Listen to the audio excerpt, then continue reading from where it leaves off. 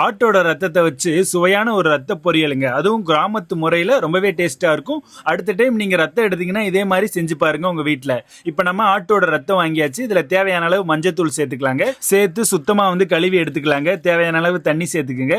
இதில் உள்ள தூசியோ முடியோ இருந்துச்சுன்னா ரத்தத்தில் எல்லாமே இதில் தண்ணியிலே போயிடும். இப்போ நம்ம இன்னொரு பாத்திரத்துக்கு இந்த ரத்தத்தை வந்து மாற்றிக்கலாங்க. மாற்றிட்டு தேவையான அளவு உப்பு சேர்த்துக்கலாங்க. ஆட்டோட ரத்தத்தில் ஏற்கனவே உப்பு இருக்கிறனால நம்ம உப்பு தேவையான அளவு மட்டும் போட்டு இந்த மாதிரி நல்லா பிசைஞ்சு எடுத்துக்கோங்க. ரொம்பவும் பிசையக்கூடாது. ஓரளவு கொஞ்சம் கட்டியாக இருக்கிற மாதிரி இந்த அளவுக்கு கரெக்டாக வந்து பிசைஞ்சு எடுத்துக்கோங்க. இப்போ மண் சட்டி வச்சாச்சுங்க. சட்டி காஞ்சதுக்கு அப்புறமா தேவையான அளவு எண்ணெய் சேர்த்துக்கலாங்க. இதில் 1 ஸ்பூன் அளவுக்கு கடுகு உளுந்த பருப்பு சேர்த்து நல்லா பொரிஞ்சு வந்ததுக்கு அப்புறமா 1 ஸ்பூன் அளவுக்கு சோம்புமே சேர்த்துக்கிறோங்க. ஒரு 7-8 காஞ்ச மிளகா கிள்ளி வச்சிருக்கோம். இப்போ அதையுமே இது கூட சேர்த்துக்கலாம். 2 கொத்து கருவேப்பிலையுமே இது கூட சேர்த்து தேவையான அளவு இஞ்சி பூண்டு வந்து இடிச்சு வச்சிருக்கோங்க. அதையுமே இது கூட சேர்த்து நல்லா வந்து வதக்கிக்கலாங்க. இந்த இஞ்சி பூண்டோட பச்சை வாசனை எல்லாம் போய் கலர் சேஞ்ச் ஆகி வந்ததுக்கு அப்புறமா இதில் நாங்கள் கட் பண்ணி வச்சிருக்கிற சின்ன வெங்காயம் வந்து ஆட் பண்ணிக்கலாங்க.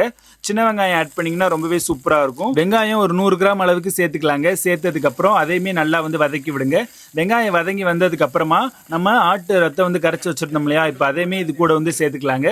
சேர்த்து கைவிடாமல் கிண்டிக்கிட்டே இருங்க. ரத்தம் வந்து ஊற்றுனதுக்கு அப்புறமா நல்லா கைவிடாமல் கிண்டிக்கிட்டே இருக்கணும். ஏன்னா வந்துட்டு ரத்தம் வந்து ரொம்ப அடி பிடிக்குங்க. ஸோ அதனால வந்துட்டு கைவிடாமல் கிண்டிக்கிட்டே இருந்தீங்கன்னா அடுத்த ஒரு 5 நிமிஷத்தில் வந்து பார்த்தீங்கன்னா ரத்தம் வெந்து இந்த மாதிரி கலர் சேஞ்ச் ஆகி வர ஆரம்பிச்சிருங்க. கலர் சேஞ்ச் ஆகி வருது பாருங்க. செம்மையாக கலர் சேஞ்ச் ஆகி கருப்பு நிறத்தில் வரும் அந்த ரத்தம் வந்துட்டு.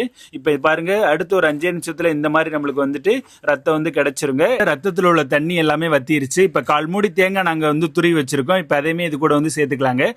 தேங்காய் சேர்த்திங்கன்னா ரொம்பவே சூப்பராக இருக்கும். அந்த தேங்காயோட ஃப்ளேவரும் அந்த ரத்தமும் வச்சு சாப்பிடும்போது செம்ம டேஸ்ட்டாக இருக்குங்க. இப்போ பாருங்க இந்த ரத்தத்தில் உள்ள தண்ணி எல்லாமே வத்திருச்சு. நல்லா ட்ரையாக வர ஆரம்பிச்சிருச்சுங்க. இப்போ நம்ம உப்பு கொஞ்சம் வந்து பத்தாமல் இருந்துச்சு. இப்போ அதையுமே இது கூட வந்து சேர்த்தாச்சுங்க. சேர்த்து நல்லா வந்து மிக்ஸ் பண்ணி விடுங்க. மிக்ஸ் பண்ணி விட்டதுக்கப்புறம் அடுத்த ஒரு 5 நிமிஷம் வந்து ஒரு தம் லோ ஃப்ளேமில் வைக்கணுங்க. ஏன்னா உள்ளுக்குள்ளே கொஞ்சம் வேகாமல் இருக்கும் ரத்தம். அதனால லோ ஃப்ளேமில் வச்சிங்கன்னா சூப்பரான ரத்த பொரியல் வந்து ரெடி ஆயிருங்க. இதே மாதிரி உங்கள் வீட்லையுமே ட்ரை பண்ணி பாருங்க. நம்ம சேனல் பிடிச்சிருந்தா மறக்காம நம்ம சேனலை வந்து லைக் பண்ணி ஷேர் பண்ணி சப்ஸ்கிரைப் பண்ணுங்க.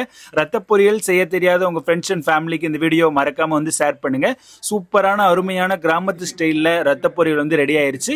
நீங்கள் உங்கள் வீட்டில் நெக்ஸ்ட் டைம் ரத்தம் எடுத்தீங்கன்னா இதே மாதிரியே செஞ்சு பாருங்க. பயங்கரமாக இருக்குங்க. இந்த மாதிரி மட்டும் நீங்கள் செஞ்சிட்டிங்கன்னா நீங்களுமே செஃப்பாக மாறிடுவீங்க. மறக்காம இந்த வீடியோக்கு ஒரு லைக்கை தட்டி விட்டு போங்க.